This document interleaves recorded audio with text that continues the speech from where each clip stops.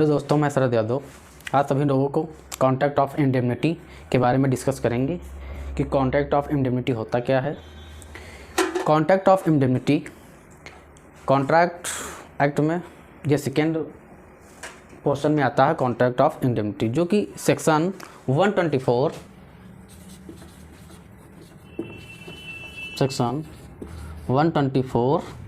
And 125 इन दो सेक्शनों के बीच में कॉन्ट्रैक्ट ऑफ इंडेमनिटी हमारा आता है। कॉन्ट्रैक्ट ऑफ इंडेमनिटी का उद्देश्य क्या होता है? कॉन्ट्रैक्ट ऑफ इंडेमनिटी का प्रमुख उद्देश्य होता है कि किसी थर्ड पर्सन को लॉस होने से, डैमेज होने से बचाने का वादा ही कॉन्ट्रैक्ट ऑफ इंडेमनिटी होता है। यानी कि अगर किसी पर्सन को लॉस हो रहा है या उसको डैमेज हो रहा है तो उसे बचाना, उसका मेन उद्देश्य होता है कि उससे बचाना कॉन्ट्रैक्ट ऑफ गारंटी होता है। कॉन्ट्रैक्ट ऑफ गारंटी में अब सेक्शन 124 कहता है कि अगर एक व्यक्ति किसी दूसरे व्यक्ति को उससे सेल्फ से या किसी अदर पर्सन से अगर लॉस हो रहा है, डैमेज हो रहा है तो उससे प्रोटेक्ट करेगा, प्रोटेक्ट करने का प्रॉमिस करता है। सेक्शन कहता है a contract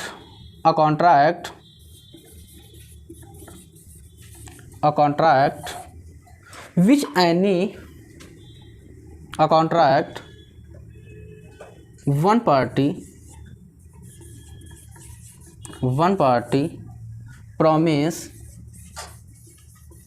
one party promise करती है सेकेंड पार्टी से वन पार्टी प्रॉमिस करती है सेकेंड पार्टी से कि अगर आपको लॉस या डैमेज हुआ किसके द्वारा? मतलब कि हिमसेल्फ पहला, और दूसरा बताता है अदर पर्सन या मेरे द्वारा या किसी थर्ड पर्सन के द्वारा अगर लॉस होता है, डैमेज होता है तो उसे बचाने का वादा करता है। इसी को कहते हैं कॉन्ट्रैक्ट ऑफ गारंटी।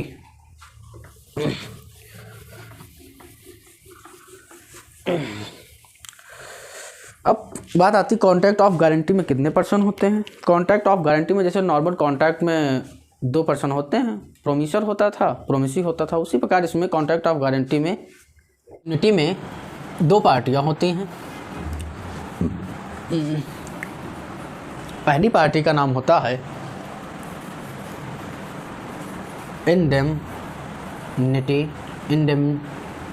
इंडेमनीफाइड, दूसरा होता है इंडेमनिटी होल्डर।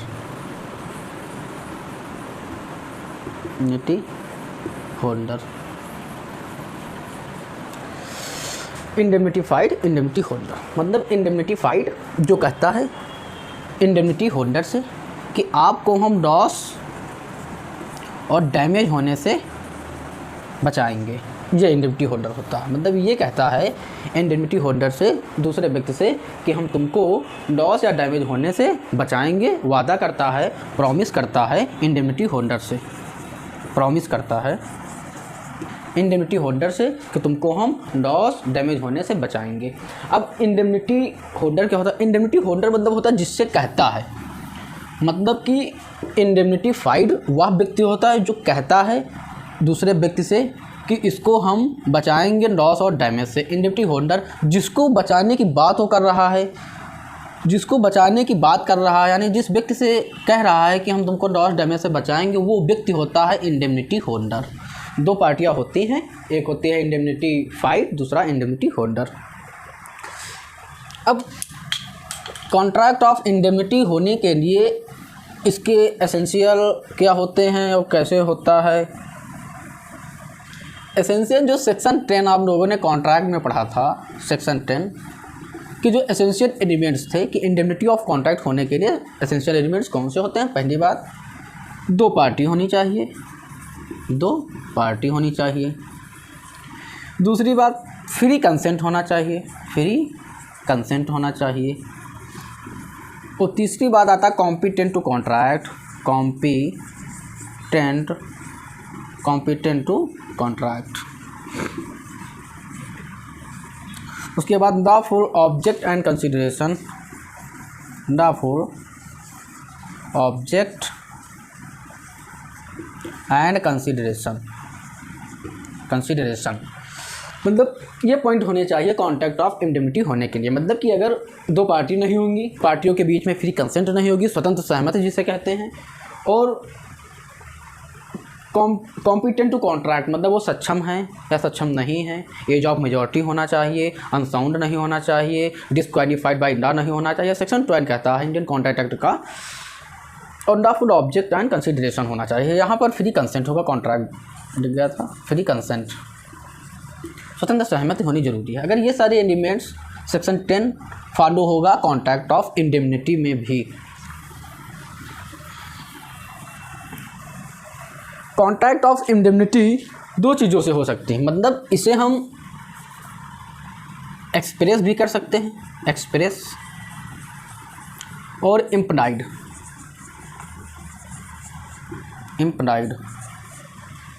एक्सप्रेस और इम्प्लाइड। एक्सप्रेस का मतलब होता है किसी चीज़ को ओरल या रिटन ओरल फॉर्म या रिटन फॉर्म में किसी को बताना या तुरंत उसे लिख कर देना, वो होता है एक्सप्रेस करना, जो कि इंडियन कॉन्ट्रैक्ट एक्ट का सेक्शन 9 बताता है। सेक्शन 9 कहता है कि एक्सप्रेस इम्प्लाइड के बारे में। और इम्प्लाइड क्या होता है? बाय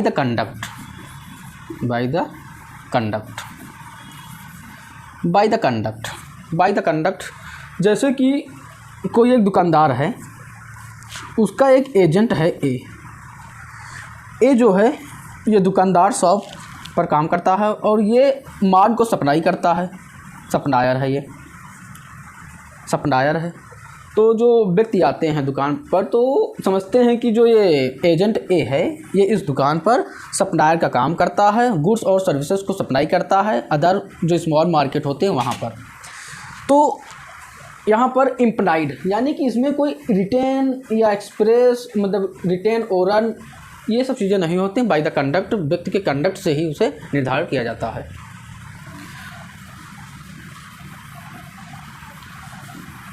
अब कॉन्ट्रैक्ट ऑफ गारंटी जो होती है, जैसे आप बीमा करवाते हैं, बीमा में पहले लाइफ इंश्योरेंस जो करवाते हैं उसमें पहले बता दिया जाता है कि अगर आपको दुर्घटना हुई, आपका डैमेज या नुकसान हुआ तो उसकी भरपाई किया जाएगा।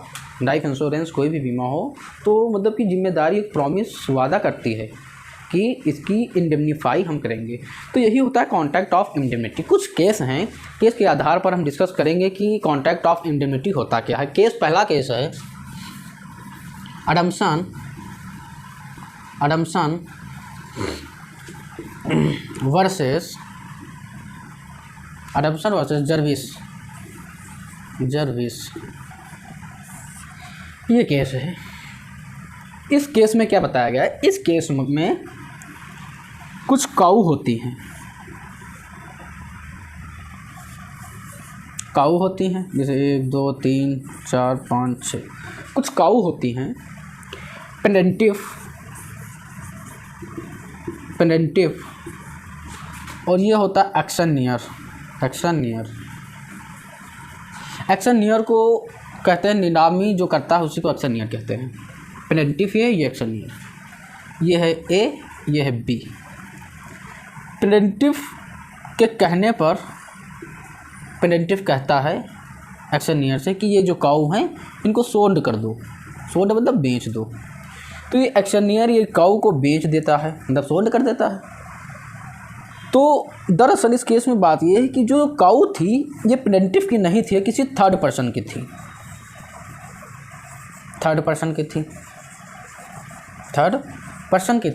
ये जो काऊ थी थर्ड पर्सन की थी।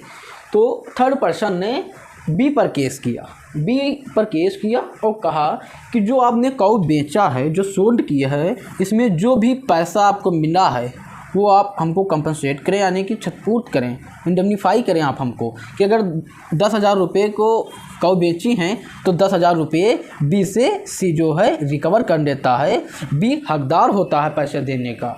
क्योंकि तो बी ने कहा कि जो काऊ हमने सोल्ड की थी ये काऊ प्लेंटिफ के कहने पर की थी, जो कि प्लेंटिफ जो है ओरिजिनल मास्टर नहीं है इन काऊ का। तब बी जो होता है वो ए पर केस करता है, प्लेंटिफ का पर। जो कंपनसेट उसने दिया था सी को वही रुपया ए जो होता है इंटेंड होता है बी को देने से, मतलब बी रिकवर कर लेता है ए से। इस केस में यही हुआ कि कुछ काऊ थी, उस काऊ को मतलब ए ने बी से कहा कि इन काऊ को बेच दो, बी ने बेच दिया। उसके बाद ये काऊ ए की थी नहीं, किसी थर्ड पर्सन की थी, तो थर्ड पर्सन ने जिसने बेचा था उस पर केस किया, उससे जो बेचा था वो पैसा सी को मिला, कोर्ट ने दिलवाया। उसके बाद बी जो होता है उसका भाई नुकसान हुआ तो वो ए पर केस करता है और ए से जितना पैसा उसने सी को दिया था उतना ए से वो पैसा रिकवर करता है। तो पहला केस हो गया एडम्सन वर्सेस जर्विस। अब दूसरा केस है डग डांडे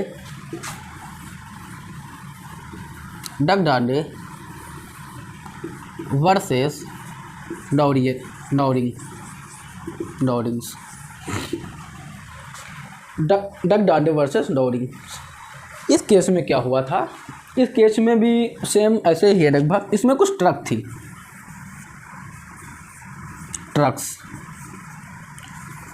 ए बी सी डी कुछ ट्रक्स थी प्लेंटिफ के पोसेशन में, यानी कि कब्जे में। यह है प्लेंटिफ, इसके कब्जे में कुछ ट्रक्स थी और इन ट्रक्स पर दो लोग दावा करते थे, पहला केपी कंपनी, केपी कॉर्पोरेशन, और दूसरे डिफेंडेंट। इस ट्रक पर मतलब जो ट्रक थी प्लेंटिफ के कब्जे में, दोनों लोग दावा करते थे। ये कहते थे केपी कॉर्पोरेशन कहता था कि ये ट्रक हमारी हैं और प्लेंटिफ कहता था, डिफेंडेंट कहता था हमारी हैं। तो डिफेंडेंट ने प्लेंटिफ से कहा कि ये ट्रक हमको दे दो, तो प्लेंटिफ ने कहा कि ये जो ट्रक्स हैं ये बॉन्ड हैं, इंडेमनिटी से बॉन्ड हैं।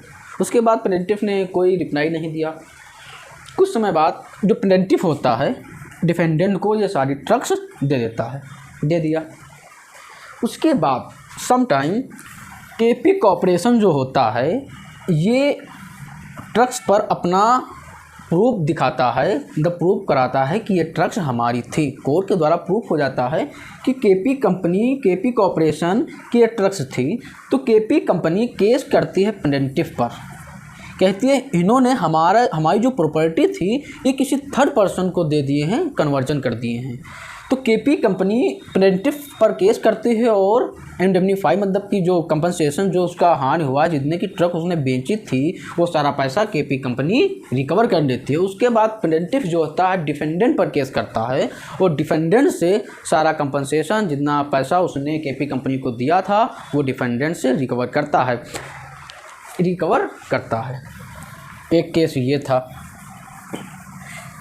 इंडेमनीफाई करते हैं मतलब कंपनसेट का मतलब यहीं पर होता है क्षतिपूर्ति करना। जैसे केपी कंपनी का लॉस हुआ था, डैमेज हुआ था, तो उसको इंडेमनीफाई किया गया, क्षतिपूर्ति को उसकी क्षतिपूर्ति की गई। अब तीसरा केस आता है, sex I of state versus bank of India.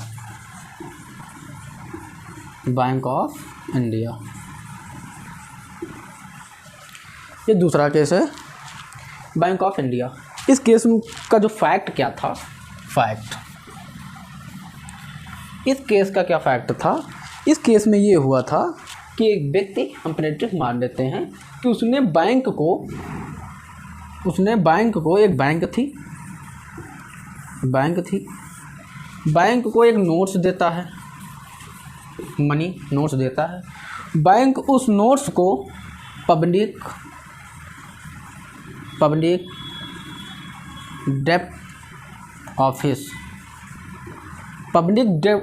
Office के लिए को दे देती है रिन्यूअल करने के लिए, मतलब नोट्स को रिन्यूअल करने के लिए, renewal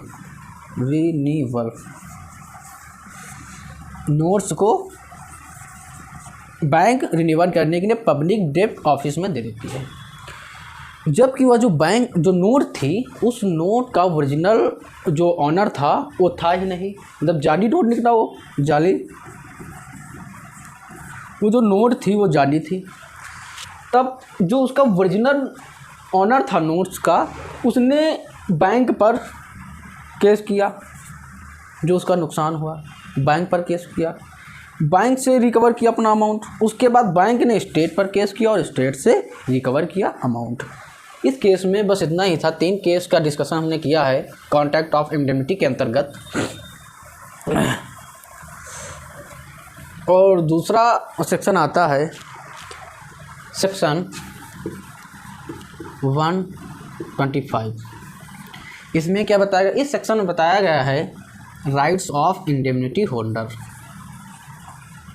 rights of indemnity holder.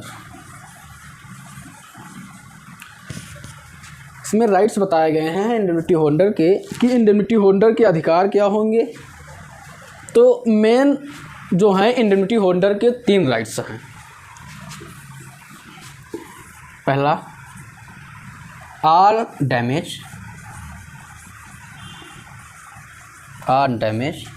दूसरा ऑन कास्ट,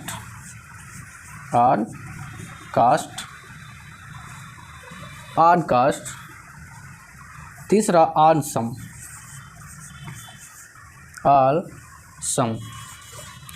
मतलब कॉन्ट्रैक्ट के दौरान, कॉन्ट्रैक्ट ऑफ इंडेमनिटी के दौरान जितना भी डैमेज हुआ है पूरे कॉन्ट्रैक्ट में, वो सारा इंडेमनिटी होल्डर हकदार होगा लेने के लिए, उसका वही अधिकार है, राइट्स है। दूसरा सारा जितना भी कॉस्ट खर्च हुआ है उसमें वो सारा। उसके बाद ऑन सम, भाई कॉन्ट्रैक्ट हुआ था जितना भी सम लगा है वो सारा इंटेंड होगा इंडेमनिटी होल्डर का, ये राइट है। तो ये हो गया rights of indemnity holder. Section 125 यही कहता है कि इंडेमनिटी होल्डर के सारे राइट्स होंगे। 3 राइट्स हैं, ऑन डैमेज, ऑन कॉस्ट और ऑन सम। बस दोस्तों आज के लिए इतना ही। धन्यवाद। अब नेक्स्ट टॉपिक पर नेक्स्ट डे।